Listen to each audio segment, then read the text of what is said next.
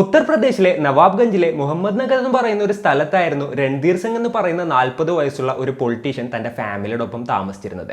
അഭിലേഷ് യാദവ് എന്നായിരുന്നു ആളുടെ അച്ഛന്റെ പേര്. ആള് ഒരു റിട്ടയർഡ് ആർമി ഓഫീസർ ആയിരുന്നു. റാണി ദേവി എന്നായിരുന്നു കേട്ടോ ആളുടെ അമ്മയുടെ പേര്.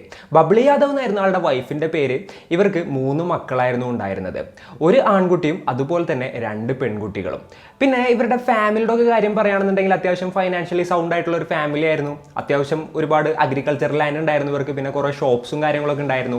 അതായത് ഫൈനാൻഷ്യലി ഫുൾ സെറ്റ് ആയിരുന്നു. അതുകൊണ്ട് തന്നെ ആള് ഫുൾ ടൈം പൊളിറ്റീഷ്യൻ ആയിട്ടായിരുന്നു വർക്ക് ചെയ്യുന്നുണ്ടായത്. ചുരുക്കം പറഞ്ഞു കഴിഞ്ഞിട്ടുണ്ടെങ്കിൽ ആ ഒരു ഏരിയയിൽ എല്ലാവർക്കും അറിയാവുന്ന ഒരു പൊളിറ്റീഷ്യൻ ആയിരുന്നു ആള്. 2015 ഡിസ്ട്രിക്ട് പഞ്ചായത്ത് തെരഞ്ഞെടുപ്പിൽ ആൾ നിന്നിട്ട് മെമ്പർ ആയിട്ടുണ്ടായിരുന്നു. അതിനുശേഷമുള്ള തെരഞ്ഞെടുപ്പിൽ ആളുടെ വൈഫിനെ ആൾ നിർത്തിയിട്ടുണ്ടായിരുന്നു. അതിൽ അവരും ജയിക്കുന്ന ഒരു സിറ്റുവേഷൻ ആയിരുന്നു ഉണ്ടായത്. പിന്നെ ചെറുപ്പത്തിലെ തുടങ്ങിയിട്ട് ഈ ഒരു രൺധീർ സിംഗിന്റെ ആഗ്രഹം വലിയൊരു പൊളിറ്റീഷ്യൻ ആവണം എന്നുള്ളത് തന്നെയായിരുന്നു. അതുകൊണ്ട് തന്നെ ആളുടെ അച്ഛൻ ആർമിയിൽ നിന്ന് റിട്ടയർഡ് ആയതിനു ശേഷം ആള് അച്ഛൻ്റെ അടുത്ത് പെർമിഷൻ ചോദിക്കാൻ പൊളിറ്റിക്സിൽ ഇറങ്ങുന്നതിന് വേണ്ടിയിട്ട് അങ്ങനെ അച്ഛൻ ഓക്കെ പറഞ്ഞതിന് ശേഷമാണ് ആൾ ഫുൾ ടൈം പൊളിറ്റിക്സിലോട്ട് ഇറങ്ങിയത്. ആദ്യം ആള് സമാജ് പാർട്ടിയിലായിരുന്നു ഉണ്ടായിരുന്നത്. ഏകദേശം 2 വർഷത്തോളം ആ ഒരു പാർട്ടിയിൽ വർക്ക് ചെയ്തു. അതിനുശേഷം BJP-യിലോട്ട് ആള് മാറുകയും ചെയ്തു. ആദ്യ ആൾ പൊതുപ്രവർത്തനം നടത്തിയിരുന്നത് നവാബ്ഗഞ്ച് ഏരിയയിൽ മാത്രമായിരുന്നെന്നുണ്ടെങ്കിലും പിന്നീട് ആളുടെ കരിയറിലും മറ്റൊക്കെ മുന്നോട്ട് വരുന്നതിന് വേണ്ടിയിട്ട് ആളുടെ പ്രവർത്തന മണ്ഡലം വികസിപ്പിക്കുകയാണ്. അതിന് ചുറ്റുമുള്ള സ്ഥലങ്ങളിലും മറ്റൊക്കെ ആൾ കൂടുതലായിട്ട് ആളുകൾക്കിടയിൽ ഇറങ്ങി പ്രവർത്തിക്കാനായിട്ട് തുടങ്ങി. അതേപോലെ തന്നെ ലക്നൌവിലുള്ള ഹെഡ് ഓഫീസിലോട്ട് മീറ്റിങ്ങുകളും മറ്റും അറ്റൻഡ് ചെയ്യുന്നതിന് വേണ്ടിയിട്ട് ഇടയ്ക്കിടയ്ക്ക് പോകാനായിട്ട് തുടങ്ങി. ആൾ പോകുമ്പോൾ ആളുടെ കൂടെ വേറെയും കുറച്ച് ആളുകളൊക്കെ ഉണ്ടാവും. അതായത് പൊളിറ്റീഷ്യൻസ് സാധാരണ പോകുന്ന പോലെ ചെയ്യുന്ന പോലെ തന്നെയുള്ള കാര്യങ്ങളൊക്കെ ആളും ചെയ്യാനായിട്ട് തുടങ്ങി. പടിപടിയായിട്ട് ആളുടെ കരിയറിൽ ആൾ ഉയരുകയും ചെയ്തു. പിന്നെ ആൾ ലക്നൌവിലും മറ്റൊക്കെ പോകുന്ന സമയത്ത് ഇതിൻ്റെ ഇടയിൽ ദുൽസംപൂർ എന്ന് പറയുന്ന ഒരു സ്ഥലമുണ്ട്. അവിടെ ആളുടെ വളരെ ക്ലോസ് ആയിട്ടുള്ള ഒരു ഫ്രണ്ട് ഉണ്ട്. ഡോക്ടർ ഉദയ് യാദവ് എന്നായിരുന്നു ആളുടെ പേര്. ഇവർ രണ്ടുപേരും കഴിഞ്ഞ 10-15 വർഷങ്ങളായിട്ട് ഭയങ്കര ക്ലോസ് ഫ്രണ്ട്സ് ആണ് കേട്ടോ. ഈ ഉദയ് യാദവിന്റെ വീട്ടിൽ ആളുടെ വൈഫായിട്ടുള്ള അഞ്ജലി ഉണ്ടായിരുന്നു. പിന്നെ അതേപോലെ തന്നെ അവരുടെ 8 വയസ്സുള്ള മകൻ ഉണ്ടായിരുന്നു. പിന്നെ ആളുടെ പാരൻസും ഉണ്ടായിരുന്നു.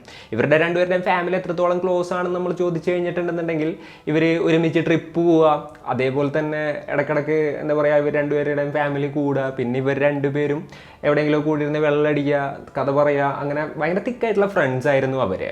ഈ രൺധീർ സിംഗിന്റെ ഡെയിലി റൊട്ടീൻ പറയുകയാണെന്നുണ്ടെങ്കിൽ ആള് രാവിലെ ഒരു 8-9 മണിയൊക്കെ ആകുമ്പോൾ വീട്ടിൽ നിന്ന് ഇറങ്ങും. എന്നിട്ട് ആളുടെ പൊതുപ്രവർത്തന പരിപാടികളിൽ ഏർപ്പെടും. അതേപോലെ തന്നെ ആളുടെ ഫ്രണ്ട്സിനെ കാണും, മീറ്റിംഗ്സ് അറ്റൻഡ് ചെയ്യും. അതൊക്കെ കഴിഞ്ഞിട്ട് ആള് രാത്രി ഒരു 9 മണി 10 മണിയൊക്കെ ആകും വീട്ടിലോട്ട് എത്തുമ്പോൾ. ഇനിയിപ്പോൾ വീട്ടിലോട്ട് വരുന്നില്ല, എന്തെങ്കിലും പരിപാടികൾ ഉണ്ടെന്നുണ്ടെങ്കിൽ ആള് വീട്ടിൽ വിളിച്ചിങ്ങനെ അച്ഛൻ്റെ അടുത്തോ വൈഫിൻ്റെ അടുത്തോ ഇൻഫോം ചെയ്യുകയും ചെയ്യും.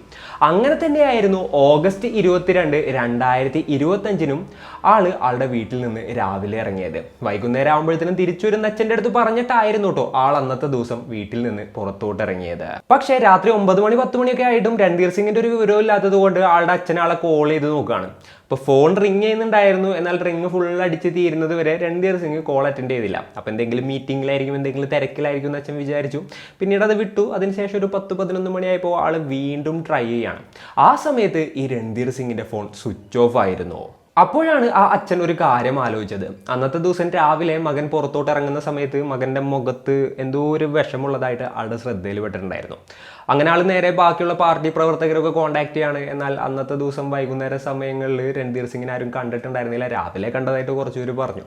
പിന്നെ ആളുടെ സുഹൃത്തുക്കളെ ഈ അച്ഛൻ വിളിച്ചു നോക്കി. അതേപോലെ തന്നെ ആൾ സ്ഥിരമായിട്ട് പോകാറുള്ള സ്ഥലങ്ങളിൽ ചെന്ന് നോക്കി. എന്നാൽ എത്രയൊക്കെ അന്വേഷിച്ചിട്ടും എവിടെയൊക്കെ അന്വേഷിച്ചിട്ടും രൺധീർ സിംഗ് എങ്ങോട്ടാണ് പോയത് എന്നുള്ളതിനെ കുറിച്ച് ഇങ്ങേറ്റ് യാതൊരു ഐഡിയയും കണ്ടെത്താനായിട്ട് ഇവരെ കൊണ്ട് സാധിച്ചില്ല. ഈ സമയത്ത് രൺധീർ സിംഗിന്റെ വൈഫ് അവരുടെ സ്വന്തം നാടായിട്ടുള്ള കാൺപൂരായിരുന്നു ഉണ്ടായിരുന്നത്. അവിടെ ആളുടെ ഒരു റിലേറ്റീവിന് വയ്യാത്തത് കൊണ്ട് അവരെ കാണുന്നതിന് വേണ്ടിയിട്ട് അങ്ങോട്ട് പോയതായിരുന്നു. എന്നാൽ ഹസ്ബൻഡിനെ കാണാനില്ല എന്നുള്ളൊരു വിവരം അറിഞ്ഞ പിറ്റേ ദിവസം തന്നെ അവർ നവാബ്ഗഞ്ചിലോട്ട് വണ്ടി കയറുകയായിരുന്നു. എന്നിട്ട് അവരും ഹസ്ബൻഡിനെ അന്വേഷിച്ചിറങ്ങി. ആളുടെ ഫ്രണ്ട്സിന്റെ അടുത്ത്, പാർട്ടി പ്രവർത്തകരുടെ അടുത്ത്, എല്ലാവരുടെ അടുത്ത് അന്വേഷിച്ചിട്ടും എത്രയൊക്കെ അന്വേഷിച്ചിട്ടും ഹസ്ബൻഡിനെ അവർക്ക് കണ്ടെത്താനായിട്ട് സാധിച്ചില്ല. അങ്ങനെയാണ് അവർ നേരെ തന്നെ പോലീസ് സ്റ്റേഷനിലോട്ട് പോയിട്ട് ഒരു മിസ്സിംഗ് കംപ്ലൈൻറ്റ് ഫയൽ ചെയ്യാമെന്ന് വിചാരിക്കുന്നത്. എന്നാൽ ആ ഒരു കംപ്ലൈൻറ്റ് കേട്ട പോലീസിന് അത് ആ ഒരു സമയത്ത് വലിയൊരു ഇതായിട്ട് തോന്നിയില്ല. കാരണം ആളൊരു പൊളിറ്റീഷ്യനാണ്, നല്ല തിരക്കുള്ള മനുഷ്യനാണ്. അപ്പോൾ എന്തെങ്കിലും ഒരു ബിസി ആയിട്ട് എവിടെയെങ്കിലുമൊക്കെ പോയിട്ടുണ്ടാവും എന്നുള്ളൊരു ആ ഒരു തോട്ടിൽ പോലീസുകാർ വളരെ ലഘുവായിട്ടാണ് ആ ഒരു കേസ് സ്റ്റാർട്ടിങ് സ്റ്റേജിൽ എടുത്തത്. എന്നാൽ ഈ ഒരു ഫാമിലി മെമ്പേഴ്സ് പാർട്ടിക്കാരെയും മറ്റും കണ്ടിങ്ങായിട്ട് എന്തായാലും ആളെവിടെ പോയി എന്നുള്ളതിനെ കുറിച്ച് നിങ്ങൾക്കൊരു ഐഡിയ ഇല്ല, ഞങ്ങൾക്കൊരു ഐഡിയ ഇല്ല, ഇത് എന്തായാലും പെട്ടെന്ന് തന്നെ അന്വേഷിക്കണം എന്നുള്ള രീതിയിൽ പ്രഷർ ചെയ്യായിരുന്നു. അങ്ങനെ പാർട്ടിക്കാർ പോലീസിനെ പ്രഷർ ചെയ്തപ്പോൾ പോലീസ് ഈ ഒരു കേസ് സീരിയസ് ആയിട്ട് അന്വേഷിക്കുകയാണ്. അങ്ങനെ രൺധീർ സിംഗിനെ കാണാതായി 2 ദിവസം കഴിഞ്ഞു. അപ്പോഴാണ് നവാബ്ഗഞ്ചിൽ നിന്ന് ഏകദേശം ഒരു 130 കിലോമീറ്റർ മാറിയിട്ടുള്ള ചിത്രകൂട് പോലീസ് സ്റ്റേഷനിൽ നിന്ന് ഇവിടുത്തെ പോലീസ് ടീമിന് ഒരു കോൾ വരുന്നത്. അപ്പോൾ ഓൾറെഡി ഇവർ രൺധീർ സിംഗിനെ കാണാത്തതിൻ്റെ എന്താ പറയുക ഇൻഫർമേഷനും കാര്യങ്ങളും ചുറ്റുള്ള എല്ലാ പോലീസ് സ്റ്റേഷനിലോട്ടും പാസ് ചെയ്തിട്ടുണ്ടായിരുന്നല്ലോ. അപ്പോൾ ഈ ഒരു എന്താ പറയുക ചിത്രകൂട്ടിലെ പോലീസുകാരും അത്തരത്തിലുള്ള ഇൻഫർമേഷൻ കണ്ടിട്ടുണ്ടായിരുന്നു. അപ്പോൾ അവർ നോക്കിയപ്പോൾ അവരുടെ അവിടെ കുറച്ചങ്ങോട്ട് മാറിയിട്ടുള്ള ഒരു ഒതുങ്ങിയ ഏരിയയിൽ ഫോറസ്റ്റിനടുത്ത് ഒരു കാറ് ഇതേപോലെ തന്നെ റോഡ് സൈഡിൽ പാർക്ക് ചെയ്തിട്ടിട്ടുണ്ട്. ആ ഒരു കാർ പോലീസുകാർ പരിശോധിച്ചപ്പോൾ അതുമ്പോൾ കുറച്ച് സ്റ്റിക്കറും കാര്യങ്ങളൊക്കെ ഉണ്ടായിരുന്നു. അതുകൊണ്ട് തന്നെ അതൊരു പൊളിറ്റീഷ്യൻ്റെ കാറാണെന്ന് പോലീസിന് മനസ്സിലാവുകയാണ്. പിന്നെ ഓൾറെഡി കിട്ടിയ ഇൻഫർമേഷൻ വെച്ച് നോക്കിയപ്പോൾ ഈ കാണാതായ പൊളിറ്റീഷ്യൻ ഓൾറെഡി ഒരു വൈറ്റ് കളർ സ്കോർപ്പിയോയിലാണ് ട്രാവൽ ചെയ്തിരുന്നത് എന്നുള്ളൊരു ഇൻഫർമേഷൻ ഇവർക്ക് ഓൾറെഡി ഉണ്ടായിരുന്നല്ലോ. അപ്പോൾ അതും ഒരു വൈറ്റ് കളർ സ്കോർപ്പിയോ ആയിരുന്നു. സോ ആ പോലീസുകാർ ഉടനെ തന്നെ ഈ ഒരു പൊളിറ്റീഷ്യന്റെ മിസ്സിംഗ് കേസ് അന്വേഷിക്കുന്ന പോലീസിനെ കോൺടാക്ട് ചെയ്തിട്ട് ഈ പൊളിറ്റീഷ്യന്റെ കാർ ഇവിടെ കിടക്കുന്നുണ്ട് എന്നുള്ളൊരു ഇൻഫർമേഷൻ പാസ് ചെയ്യായിരുന്നു. ഉടനെ നിങ്ങൾ വന്നിട്ട് ചെക്ക് ചെയ്യാനായിട്ടും അവരുടെ അടുത്ത് പറയുകയായിരുന്നു. അത് കേട്ട ഉടനെ തന്നെ നവാബ്ഗഞ്ചിൽ നിന്നും ഒരു പോലീസ് ടീം ആ ഒരു സ്ഥലത്തോട്ട് എത്തുകയായിരുന്നു. അപ്പോൾ ആ ഒരു രൺധീർ സിംഗ് അന്നത്തെ ദിവസം എങ്ങോട്ടാണ് പോയത്, എന്താണ് ആൾക്ക് സംഭവിച്ചത്, അതേപോലെ തന്നെ ആളുടെ നാട്ടിൽ നിന്ന് 134 കിലോമീറ്റർ മാറിയിട്ട് ആ ഒരു കാടിൻ്റെ അടുത്ത് ആളുടെ വണ്ടി പാർക്ക് ചെയ്ത് കിടക്കാനുള്ള കാരണം എന്താണ്, പോലീസുകാർ ഈ ഒരു കേസ് എങ്ങനെയാണ് ഇൻവെസ്റ്റിഗേറ്റ് ചെയ്തത്, ഇത്തരത്തിലുള്ള കാര്യങ്ങളൊക്കെയാണ് ഇന്നത്തെ വീഡിയോയിലൂടെ നമ്മൾ ചർച്ച ചെയ്യാനായിട്ട് പോകുന്നത്. Hello guys, welcome back to the channel. Razeen this side. അന്നത്തെ ദിവസം, അതായത് ഓഗസ്റ്റ് 24-ാം തീയതി, ചിത്രകൂട്ട് പോലീസ് സ്റ്റേഷനിലോട്ട് ഒരു കോള് വന്നതായിരുന്നു. സസ്പീഷ്യസ് ആയിട്ടുള്ള നിലയിൽ റോഡ് സൈഡിൽ ഒരു സ്കോർപ്പിയോ കിടക്കുന്നുണ്ട് എന്നുള്ളൊരു കോളായിരുന്നു അത്. ഉടനെ തന്നെ പോലീസുകാർ അങ്ങോട്ടെത്തി ആ ഒരു കാറ് പരിശോധിക്കുകയാണ്. ആദ്യം തന്നെ കണ്ടപ്പോൾ അതൊരു പൊളിറ്റീഷ്യൻ്റെ കാറാണെന്ന് പോലീസിന് മനസ്സിലായി. പിന്നെ നമ്പർ പ്ലേറ്റും കാര്യങ്ങളൊന്നും ഉണ്ടായിരുന്നില്ല, അതുവരെ പൊളിച്ചുകൊണ്ട് പോയതാണെന്നും പോലീസിന് മനസ്സിലാവുകയാണ്. അതിനുശേഷം ഡോറും കാര്യങ്ങളൊക്കെ തുറന്നു നോക്കിയപ്പോൾ ലോക്കായിരുന്നു. ആ ലോക്കൊക്കെ പൊളിച്ച് പോലീസുകാർ ഡോറ് തുറന്നപ്പോൾ ആ ഒരു വണ്ടിയിൽ അത്യാവശ്യം വെള്ളടി നടന്നതിൻ്റെ എല്ലാ തെളിവുകളും ഉണ്ടായിരുന്നു. ചിപ്സും കാര്യങ്ങളൊക്കെ പൊടിഞ്ഞ അവിടെ കിടക്കുന്നുണ്ടായിരുന്നു. മദ്യത്തിൻ്റെ നല്ല മണം ഉണ്ടായിരുന്നു. പിന്നെ ഒഴിഞ്ഞ കുപ്പികളും മറ്റുമൊക്കെ ഉണ്ടായിരുന്നു. അപ്പോൾ ആരെങ്കിലും പൊളിറ്റീഷ്യൻസ് ഇതേപോലെ തന്നെ വെള്ളമടിച്ച് ആ ഒരു വണ്ടിയിൽ ഇങ്ങനെ വന്നിട്ടുണ്ടാവും. അതിൻ്റെ ഇടയിൽ എന്തെങ്കിലും തർക്കവും കാര്യങ്ങളൊക്കെ ഉണ്ടായിട്ടുണ്ടാവും. അതിന് ശേഷമായിരിക്കും നമ്പർ പ്ലേറ്റ് ഒക്കെ പൊളിച്ചിട്ട് അവരവിടെ നിന്ന് സ്ഥലം വിട്ടിട്ടുണ്ടാവും എന്നുള്ളൊരു തോട്ടിലായിരുന്നു ആദ്യം പോലീസുകാർ എത്തിയത്. എന്നാൽ അപ്പോഴാണ് അവർക്ക് മറ്റേ ഇൻഫർമേഷൻ്റെ കാര്യം ഓർമ്മ വന്നത്. ഓൾറെഡി ഈ പറഞ്ഞ പോലെ തന്നെ നവാബ്ഗഞ്ചിൽ നിന്നും ഒരു പൊളിറ്റീഷ്യനെ കാണാതായിട്ടുണ്ട്. ആളും യൂസ് ചെയ്തിരുന്നത് ഒരു വൈറ്റ് കളർ സ്കോർപ്പിയോ ആണെന്നുള്ള കാര്യം മനസ്സിലായപ്പോൾ ഉടനെ തന്നെ അവർ ആ ഒരു പോലീസ് ടീമിനെ ഇൻഫോം ചെയ്യാണ്. അതിനോടൊപ്പം തന്നെ ആ ഒരു കാറിൽ എന്തെങ്കിലും ഡീറ്റെയിൽസോ കാര്യങ്ങളോ ഉണ്ടോ എന്നുള്ള രീതിയിൽ അവർ പരിശോധിച്ചപ്പോൾ ആ ഒരു കുറച്ച് ഡോക്യുമെൻറ്റ്സ് പോലീസിന് കണ്ടെത്താനായിട്ട് സാധിച്ചു. അതിൽ നിന്നും ഇത് ആ ഒരു പൊളിറ്റീഷ്യൻ്റെ കാറാണ് എന്നുള്ളൊരു കാര്യം കൺഫേം ചെയ്യുകയും ചെയ്തു. പിന്നെ ഇത് പൂർണ്ണമായിട്ട് ഉറപ്പിക്കുന്നതിന് വേണ്ടിയിട്ട് ഇതിൻ്റെ ഫോട്ടോസും കാര്യങ്ങളൊക്കെ പോലീസുകാർ അവർക്ക് സെൻഡ് ചെയ്ത് കൊടുക്കുകയാണ്. അതേപോലെ തന്നെ ഫാമിലി മെമ്പേഴ്സ് അത് രൺധീർ സിംഗിന്റെ കാർ തന്നെയാണെന്ന് കൺഫേം ചെയ്യുകയും ചെയ്തു. പോലീസുകാർ നോക്കുമ്പോൾ ആ ഒരു കാർ കടന്നിരുന്നത് ഒരു ഫോറസ്റ്റ് ഏരിയയിലാണ്. അപ്പോൾ ആ ഒരു കാട്ടിലെങ്ങാനും ഈ ഒരു രൺധീർ സിംഗ് ഉണ്ടോ എന്നുള്ളൊരു തോട്ട് പോലീസിന് ഉണ്ടാവുകയാണ്. ഉടനെ തന്നെ 2 സ്പെഷ്യൽ ടീമിനെ അസൈൻ ചെയ്തിട്ട് ആ ഒരു ഏരിയ മുഴുവൻ ഈ ഒരു രൺധീർ സിംഗിന് വേണ്ടിയിട്ട് തിരച്ചിൽ ആരംഭിക്കുകയും ചെയ്തു. എന്നാലും പോലീസിന് വേറൊരു സംശയം കൂടി ഉണ്ടായിരുന്നു. സംഭവം എന്താണെന്ന് വെച്ച് കഴിഞ്ഞിട്ടുണ്ടെന്നുണ്ടെങ്കിൽ ആരെങ്കിലും ഈ ഒരു രൺധീർ സിംഗിനെ കിഡ്നാപ്പ് ചെയ്ത് കൊണ്ടുപോയിട്ടുണ്ടാവും. ആളെ കിഡ്നാപ്പ് ചെയ്തിട്ടുണ്ടെന്നുണ്ടെങ്കിൽ ആൾ വേറെ എവിടെയെങ്കിലും ആയിരിക്കും. അതിനുശേഷം ഈ ഒരു കാർ ഇവിടെ കൊണ്ടൊന്ന് ഉപേക്ഷിച്ചതായിരിക്കാം. അല്ല എന്നുണ്ടെങ്കിൽ വല്ല ശത്രുക്കൾ ആളെ കൊലപ്പെടുത്തിയതാണെന്നുണ്ടെങ്കിൽ തന്നെ ആളെ വേറെ എവിടെയെങ്കിലുമൊക്കെ കുഴച്ചിങ്ങേറ്റ് കൊലപ്പെടുത്തിയതിന് ശേഷം പോലീസിനെ ഡൈവേർട്ട് ചെയ്യാൻ വേണ്ടിയായിരിക്കാം ഈ ഒരു കാർ ഇവിടെ കൊണ്ടൊന്ന് ഉപേക്ഷിച്ചിരിക്കുന്നത്. സോ അടുത്തതായിട്ട് പോലീസുകാർ ആളുടെ ഫോൺ ഡീറ്റെയിൽസും കാര്യങ്ങളൊക്കെ എടുക്കുകയാണ്. അവസാനത്തെ ടവർ ലൊക്കേഷൻസും കാര്യമൊക്കെ എടുക്കുകയാണ്. അപ്പോൾ ഒരു ധാബയിൽ ആൾ സ്റ്റോപ്പ് ചെയ്തതായിട്ട് പോലീസിന് മനസ്സിലാക്കാനായിട്ട് സാധിച്ചു. അങ്ങനെ ആ ഒരു ധാബയിലത്തെ CCTV വിഷ്വൽസും കാര്യങ്ങളൊക്കെ പോലീസുകാർ പരിശോധിക്കുകയായിരുന്നു. അപ്പോൾ ഈ പറഞ്ഞ പോലെ തന്നെ ഈ വൈറ്റ് കളർ സ്കോർപ്പിയോ അവിടെ നിന്നിട്ടുണ്ട്. അതിനുശേഷം ആ കാറിൽ full black colour cool film ഒട്ടിച്ചിട്ടുണ്ടായിരുന്നു. അതുകൊണ്ട് തന്നെ അകത്തുള്ള ആളുകൾ അത്ര ക്ലിയർ ആയിട്ട് കാണുന്നുണ്ടായിരുന്നില്ല. എന്നാലും ഒരു കാർ വന്ന് നിർത്തിയതിന് ശേഷം പെട്ടെന്ന് തന്നെ ഒരു ചില്ല് താഴ്ത്തുകയാണ്. അതിനുശേഷം ആ ധാബയിൽ വർക്ക് ചെയ്യുന്ന ഒരു പയ്യനെ വിളിച്ചു. എന്നിട്ട് ആ പയ്യൻ്റെ അടുത്ത് എന്തൊക്കെയോ ഓർഡർ കൊടുത്തു. അതിനുശേഷം വീണ്ടും ചില്ല് കയറ്റി ആ പയ്യനകത്ത് കയറി ഓർഡറും കാര്യങ്ങളൊക്കെ എടുത്തുകൊണ്ട് വന്നു. പിന്നെ അവർ വീണ്ടും ചില്ല് താഴ്ത്തി പൈസ കൊടുത്തു, സാധനങ്ങൾ വാങ്ങിച്ചു പോകുന്ന ആ ഒരു വിഷ്വലായിരുന്നു അത്. അങ്ങനെ പോലീസുകാർ നോക്കുന്ന സമയത്ത് ആ വിഷ്വലിൽ ഈ ഒരു ഡ്രൈവർ സീറ്റിൻ്റെ അടുത്ത് ആ ഒരു പാസഞ്ചർ സീറ്റിൽ ഇരുന്നിരുന്നത് രൺധീർ സിംഗ് അല്ല എന്നുള്ളത് പോലീസിന് മനസ്സിലാവുകയാണ്. അതാരാണ് എന്നുള്ളത് അറിയുന്നതിന് വേണ്ടിയിട്ട് ആ ഒരു ഫുട്ടേജ് ഇവർ രൺധീർ സിംഗിന്റെ ഫാമിലി മെമ്പേഴ്സിനെ കാണിച്ചു കൊടുക്കുകയാണ്. ആ ഒരു വിഷ്വല് കണ്ട ഉടനെ തന്നെ അതാരാണെന്നുള്ളത് ഈ ഒരു രൺധീർ സിംഗിന്റെ ഫാമിലി മെമ്പേഴ്സിന് മനസ്സിലാവുകയാണ്. രാം സിംഗ് എന്നായിരുന്നു ആളുടെ പേര്.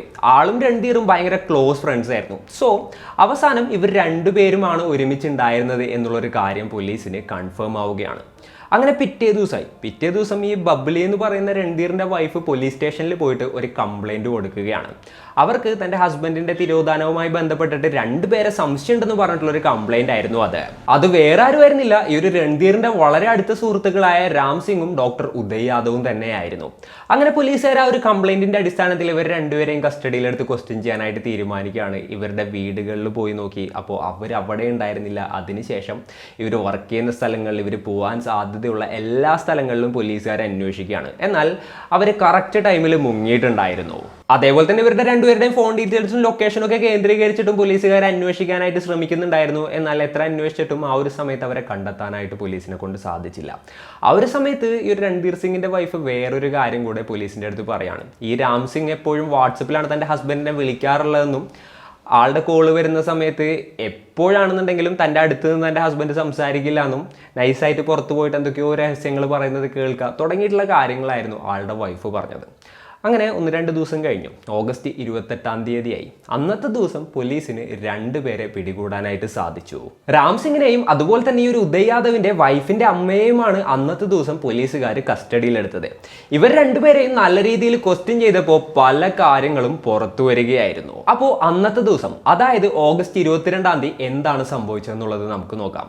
അന്ന് വൈകുന്നേരം ഏകദേശം ഒരു 5:30 സമയമൊക്കെ ആയിട്ടുണ്ടാവും. അപ്പോഴാണ് ഈ ഒരു രാം സിംഗ് രൺധീറിനെ വിളിക്കുന്നത്. എന്നിട്ട് പറഞ്ഞു, ഇന്ന് നമുക്ക് ഒരു ഹിൽ സ്റ്റേഷനിലോട്ട് പോയാലോ, ഫ്രണ്ട്സിനെയും വിളിക്കാം, നമുക്ക് അവിടെ പോയി വെള്ളമൊക്കെ അടിച്ചിരിക്കാം, പിറ്റേ ദിവസം വരാമെന്നുള്ളൊരു പ്ലാൻ പറയുകയാണ്. അതിന് ഒരു രൺധീർ ഓക്കെയും പറഞ്ഞു. അങ്ങനെ രൺധീർ കാറായിട്ട് വരികയാണ്, ഈ ഒരു രാം സിംഗിനെ പിക്ക് ചെയ്യാണ്. അതിനുശേഷം അവർ വീണ്ടും പോയി വേറെ 3 സുഹൃത്തുക്കളെയും കൂടെ പിക്ക് ചെയ്തു. വിജയ് യാദവ്, ഉദയ് യാദവ്, സുജിത് യാദവ് എന്ന് പറയുന്ന 3 പേരായിരുന്നു അത്.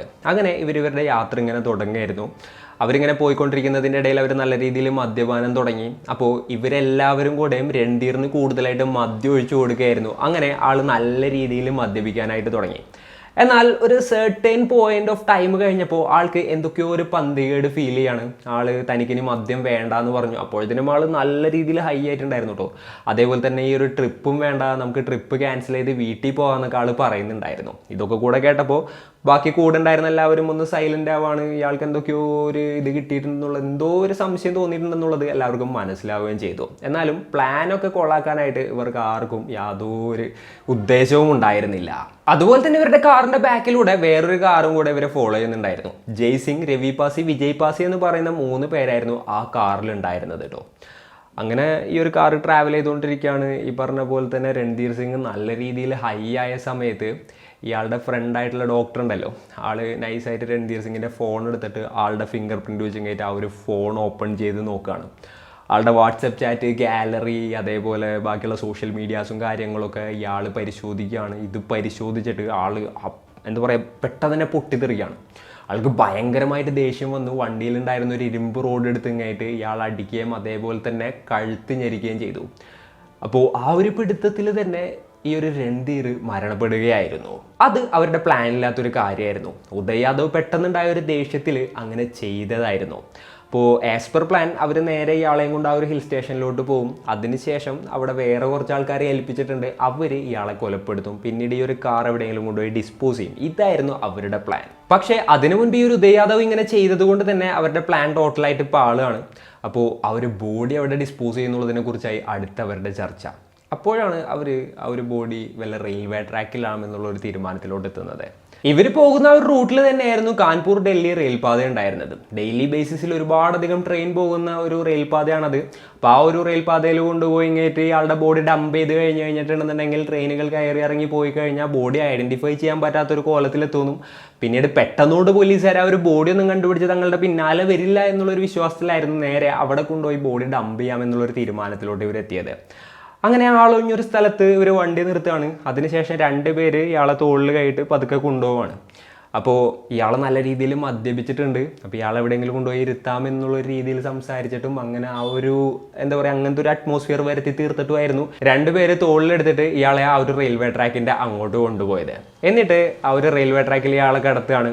അതിനുശേഷം ട്രെയിൻ വന്ന് കയറി ഇറങ്ങിപ്പോയി. പിന്നെയും അവർ ആ ഒരു ബോഡി എടുത്ത് വീണ്ടും റെയിൽവേ ട്രാക്കിലിട്ടു. ഏകദേശം 2 മണിക്കൂറോളം അവർ അവിടെ ടൈം സ്പെൻഡ് ചെയ്യായിരുന്നു. ഈ ഒരു റെയിൽവേ ട്രാക്കിൽ ബോഡി ഡിസ്പോസ് ചെയ്യുന്നതിന് മുൻപ് ഈ ഉദയ് യാദവ് എന്ന് പറയുന്ന ആളുടെ ദേഷ്യം പിന്നെയും തീരാണ്ടും അതേപോലെ തന്നെ ഈ ഒരു ബോഡി എന്തായാലും ഐഡന്റിഫൈ ചെയ്യാൻ പറ്റാൻ പാടില്ല എന്നുള്ളൊരു ഉദ്ദേശമുള്ളത് കൊണ്ട് തന്നെ അയാളുടെ മുഖം കല്ല് വെച്ച് അടിച്ച് ചതച്ചതിന് ശേഷമായിരുന്നു അവർ ഒരു റെയിൽ പാളത്തിൽ കൊണ്ടിട്ടിട്ടുണ്ടായത്.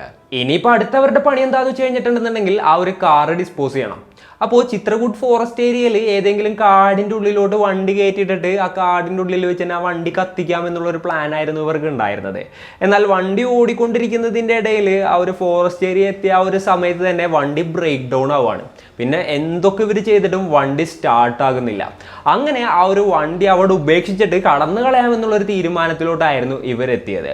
അതിനുശേഷം ആ വണ്ടിയിലുണ്ടായിരുന്ന ആളുകളെല്ലാവരും തന്നെ ഇവരെ ഫോളോ ചെയ്തു വന്നിരുന്ന വേറെ വണ്ടി ഉണ്ടായിരുന്നില്ലേ, അതായത് ഒരു 3 പേര് വന്നിരുന്ന ആ വണ്ടിയിൽ കയറിയിട്ട് സ്ഥലം വിടുകയായിരുന്നു. അപ്പോൾ ഈ ഒരു ജയ്സിംഗ്, വിജയ് പാസി, രവി പാസി എന്ന് പറയുന്ന 3 പേരായിരുന്നു കേട്ടോ ആ കാറിൽ ഉണ്ടായിരുന്ന ആളുകൾ. അപ്പോൾ ഇവരാരായിരുന്നു എന്ന് ചോദിച്ചു കഴിഞ്ഞിട്ടുണ്ടെന്നുണ്ടെങ്കിൽ ഇയാളെ കൊല്ലാനായിട്ട് കൊട്ടേഷൻ കൊടുത്ത് ഏൽപ്പിച്ച ആളുകളായിരുന്നു.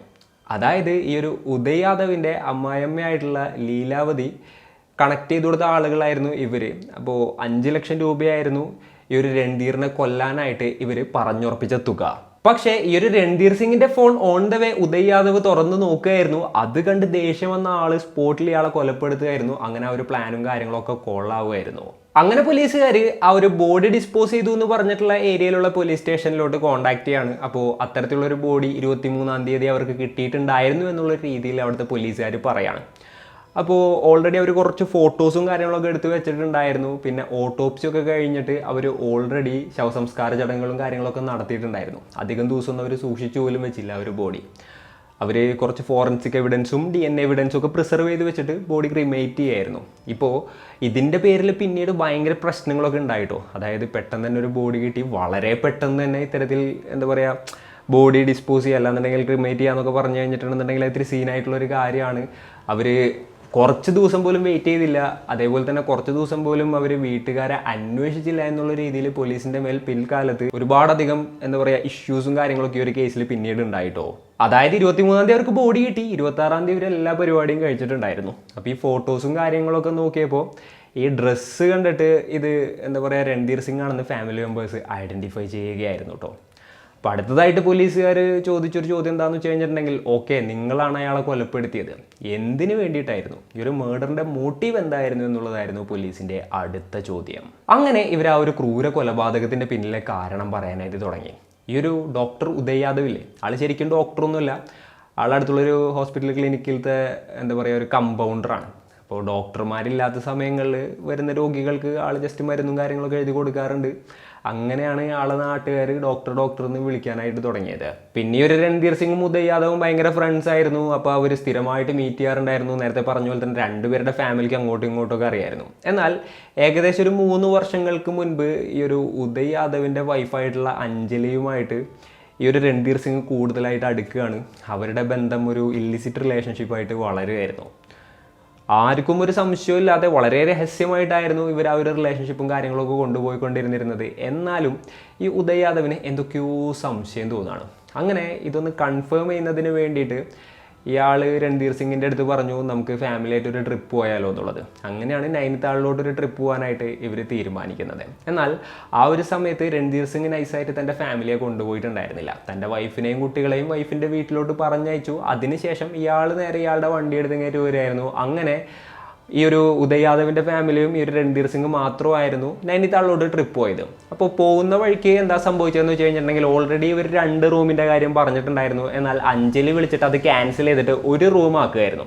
അങ്ങനെ അവരവിടെ എത്തി ഒരു വലിയ റൂമൊക്കെ എടുത്തു. അപ്പോൾ ആ ഒരു റൂമിൽ ഇവരൊന്ന് സെറ്റിലായി. അതിനുശേഷം ഈ ഒരു ഉദയ് യാദവ് എന്താ ചെയ്തതെന്ന് വെച്ച് കഴിഞ്ഞിട്ടുണ്ടെന്നുണ്ടെങ്കിൽ, ഞാൻ ഒന്ന് പുറത്ത് പോയിട്ട് വരാമെന്ന് പറഞ്ഞു, അടുത്തൊരു കടയിൽ പോയിട്ട് വരാമെന്ന് പറഞ്ഞിട്ട് ആൾ നേരെ പുറത്തോട്ട് ഇറങ്ങുകയാണ്. എന്നാൽ ആൾ പുറത്ത് കടയിലോട്ടൊന്നും പോയില്ല, ജസ്റ്റ് ആ ഒരു സ്റ്റെയർ ഇറങ്ങിയിട്ട് പെട്ടെന്ന് തന്നെ കയറി വരികയാണ്.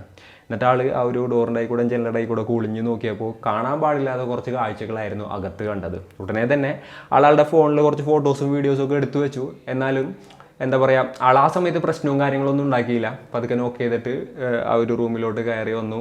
അതിനുശേഷം കുറച്ച് ദിവസം അവർ ആ ഒരു നൈനിതാൾ ഇതേപോലെ തന്നെ ടൈം സ്പെൻഡ് ചെയ്യാണ്. ആ ഒരു സമയത്ത് ഈ ഒരു ഉദയ് യാദവ് തൻ്റെ സുഹൃത്തിനെയും വൈഫിനെയും വളരെ ക്ലോസ് ആയിട്ട് ഒബ്സർവ് ചെയ്യാനായിട്ട് തുടങ്ങി. അതിൽ നിന്ന് ഇവർ 2 പേരും തമ്മിൽ ഒരു അഫെയർ ഉണ്ടെന്നുള്ളത് ഇയാൾ മനസ്സിലാക്കുകയാണ്. അതേപോലെ തന്നെ നല്ലൊരു പൈസയും ഈ ഒരു രൺധീർ സിംഗ് ആളുടെ വൈഫിന് വേണ്ടിയിട്ട് ആ ഒരു ട്രിപ്പിൽ ചിലവാക്കുന്നതും ഇയാൾ കാണുന്നുണ്ടായിരുന്നു. അങ്ങനെ ഒരു നാട്ടിൽ തിരിച്ചെത്തിയതിന് ശേഷം തൻ്റെ വൈഫിൻ്റെ അടുത്ത് ഈ കാര്യങ്ങളെല്ലാം തന്നെ ഉദയ് യാദവ് ചോദിക്കുകയാണ്. അപ്പം അതിൻ്റെ പേരിൽ ഇവർ രണ്ടുപേരും തമ്മിൽ പ്രശ്നം ഉണ്ടാവുകയാണ്. അതിനുശേഷം അഞ്ജലി തൻ്റെ സ്വന്തം വീട്ടിലോട്ട് പോവുകയാണ്. അതിനുശേഷം അഞ്ജലി പിന്നെ കുറച്ച് പ്രശ്നങ്ങളൊക്കെ ഒതുങ്ങിയതിന് ശേഷം തിരിച്ചു വരികയാണ്. എന്നാൽ ജൂലൈ 11-ാം തീയതി, അതായത് ഈ ഒരു രൺധീർ കൊല്ലപ്പെടുന്നതിനും ഏകദേശം ഒരു മാസം മുൻപ് ജൂലൈ 11-ാം തീയതി ഇവർ പോയിസൺ കുടിച്ച് ആത്മഹത്യ ചെയ്യുന്നൊരു സിറ്റുവേഷനിലോട്ടായിരുന്നു കാര്യങ്ങൾ എത്തിയത്. അപ്പോൾ അതിനുശേഷം ഇയാൾ എന്താ ചെയ്തതെന്ന് വെച്ച് കഴിഞ്ഞിട്ടുണ്ടെന്നുണ്ടെങ്കിൽ തൻ്റെ വൈഫ് മരിച്ചതിൻ്റെ പോസ്റ്റുകൾ കാര്യങ്ങളൊക്കെ സോഷ്യൽ മീഡിയയിൽ ഇടാനായിട്ട് തുടങ്ങി. എന്നാൽ ആ ഒരു സോഷ്യൽ മീഡിയ പോസ്റ്റിൻ്റെ അടിയിൽ പലരും ഫേക്ക് അക്കൗണ്ടിൽ നിന്ന് വന്നിട്ട് നിങ്ങളുടെ വൈഫും അതേപോലെ തന്നെ ആ ഒരു രൺധീറും തമ്മിൽ അഫെയർ ഉണ്ടായിരുന്നല്ലോ, അതെന്തായി ഇതായി എന്നൊക്കെ ചോദിച്ചു കഴിഞ്ഞിട്ട് വേറെ രീതിയിലുള്ള കമൻസും കാര്യങ്ങളൊക്കെ ഇടാനായിട്ട് തുടങ്ങി. അപ്പോൾ ഇതും കൂടെയൊക്കെ ആയപ്പോൾ രൺധീറാണ് തൻ്റെ കുടുംബജീവിതവും തകർത്തത്, തൻ്റെ ഭാര്യയും കൊന്നത് എന്നുള്ളൊരു മൈൻഡിലോട്ട് ഇയാളെത്തുകയാണ്. ഇതിനെന്തായാലും പകരം ചോദിക്കണം എന്നുള്ളൊരു ചിന്തയിലോട്ട് ആളെത്തി. അപ്പോൾ എന്ത് തന്നെ വില കൊടുത്തിട്ടാണെന്നുണ്ടെങ്കിലും അയാളെ ഇല്ലാതാക്കണം എന്നുള്ളൊരു തോട്ടിലോട്ട് ആളെത്തുകയാണ്. ആ ഒരു സമയത്താണ് ഇവരുടെ കോമൺ ഫ്രണ്ട്സ് ആയിട്ടുള്ള രാം സിംഗ്, സുജിത് യാദവ്, വിജയ് യാദവ് തുടങ്ങിയിട്ടുള്ള ആളുകളുടെ അടുത്ത് ഇത്തരത്തിലുള്ള കാര്യങ്ങളെല്ലാം തന്നെ ഇയാൾ ഷെയർ ചെയ്യുന്നത്. ഇതൊക്കെ കേട്ട് ബാക്കിയുള്ള കൂട്ടുകാർക്കും കൂടെ ആകപ്പാടെ ദേഷ്യം വരികയാണ്. അതെ, എന്താണെന്നുണ്ടെങ്കിലും ഇതിന് പകരം ചോദിക്കണം എന്നുള്ളൊരു മൈൻഡിലോട്ട് തന്നെ അവരും എത്തുകയാണ്. അങ്ങനെയാണ് ഈ ഒരു ഉദയ് യാദവിൻ്റെ കൂടെ നിൽക്കാനായിട്ട് ഇവർ തീരുമാനിക്കുന്നത്. അതേപോലെ തന്നെ ഇത്തരത്തിലുള്ള ഇഷ്യൂസും കാര്യങ്ങളൊക്കെ ഉണ്ടായിരുന്നതൊക്കെ അഞ്ജലിയുടെ അമ്മയായിട്ടുള്ള ലീലാവതിയുടെ അടുത്തും പറയായിരുന്നു. അങ്ങനെ അവരാണ് ആ ഒരു കൊട്ടേഷൻ സംഘത്തിനെ ഇവർക്ക് പരിചയപ്പെടുത്തി കൊടുക്കുന്നതും അതേപോലെ തന്നെ അത് സംസാരിച്ചിട്ടൊരു 5 ലക്ഷം രൂപയിൽ ഇതേപോലെ തന്നെ കരാർ ഉറപ്പിക്കുന്നതും. ബട്ട് പോകുന്ന വഴിയിൽ എല്ലാ പ്ലാനും തെറ്റുമായിരുന്നു. ഈ രൺധീർ സിംഗിൻ്റെ ഫോണ് ഓപ്പൺ ചെയ്ത് നോക്കിയ ഇയാൾ കാണാൻ പാടില്ലാത്ത ഒരുപാടധികം കാഴ്ചകളായിരുന്നു ആ ഫോണിൽ കണ്ടത്. ആ ഒരു ദേഷ്യത്തിൽ ഉദയ് യാദവ് ഉടനെ തന്നെ അയാളെ കഴുത്ത് ഞെരിച്ചു, അതായത് വണ്ടിയിലൊരു ഇരുമ്പ് റോഡ് ഉണ്ടായിരുന്നു, അത് വെച്ച് കഴിഞ്ഞിട്ട് കഴുത്ത് ഞെരിച്ചും അടിച്ചു കൊലപ്പെടുത്തുകയായിരുന്നു. എന്നാൽ ഇത്തരത്തിലുള്ള കാര്യങ്ങളൊക്കെ പുറത്തു വന്നതിന് ശേഷം ഈ ഒരു രൺധീറിൻ്റെ വൈഫ് പറഞ്ഞൊരു കാര്യം എന്തായിരുന്നു എന്ന് വെച്ച് കഴിഞ്ഞിട്ടുണ്ടെന്നുണ്ടെങ്കിൽ, തൻ്റെ ഹസ്ബൻഡിന് പൊളിറ്റിക്സിലും മറ്റൊക്കെ ഒരുപാടധികം ശത്രുക്കളുണ്ട്. അപ്പോൾ തൻ്റെ ഹസ്ബൻഡ് ഒരിക്കലും അങ്ങനെയുള്ള ഒരാളല്ല. അപ്പോൾ ആൾക്കാർ വെറുതെ അതും ഇതൊക്കെ പറഞ്ഞുണ്ടാക്കുന്നതാണ്, ഇവർക്ക് രക്ഷപ്പെടാൻ വേണ്ടിയിട്ട് ഇവർ അതും ഇതൊക്കെ പറയുന്നതാണ്, ഇവർ വേറെ എന്തോ അജണ്ട കാരണമാണ് തൻ്റെ ഹസ്ബൻഡിനെ കൊലപ്പെടുത്തിയതെന്നുള്ള രീതിയിലായിരുന്നു അവർ പ്രതികരിച്ചത്. അപ്പോൾ എന്തൊക്കെയാണെന്നുണ്ടെങ്കിലും ഈ ഒരു കേസും കാര്യങ്ങളൊക്കെ നടന്നുകൊണ്ടിരിക്കുകയാണ്. ഇതിൽ ഇനിയിപ്പോൾ ഫ്യൂച്ചർ എന്ത് അപ്ഡേറ്റ് ഉണ്ടാവും എന്നുള്ളത് നമ്മൾ കണ്ട് തന്നെ അറിയേണ്ടതായിട്ട് വരും. അപ്പോൾ ഇന്നത്തെ വീഡിയോയിൽ ഇത്രയൊക്കെയാണ് പറയാനുള്ളത്. ഈ ഒരു സ്റ്റോറിയും കാര്യങ്ങളൊക്കെ കേട്ടപ്പോൾ നിങ്ങൾക്ക് എന്താണ് തോന്നിയത്, നിങ്ങളുടെ തോട്ട്സും മറ്റും എന്തൊക്കെയാണെന്നുണ്ടെങ്കിലും താഴെ കമൻറ്റുകളായിട്ട് രേഖപ്പെടുത്തുക. അപ്പോൾ and it's me signing off. Peace. Stay peaceful guys, stay safe.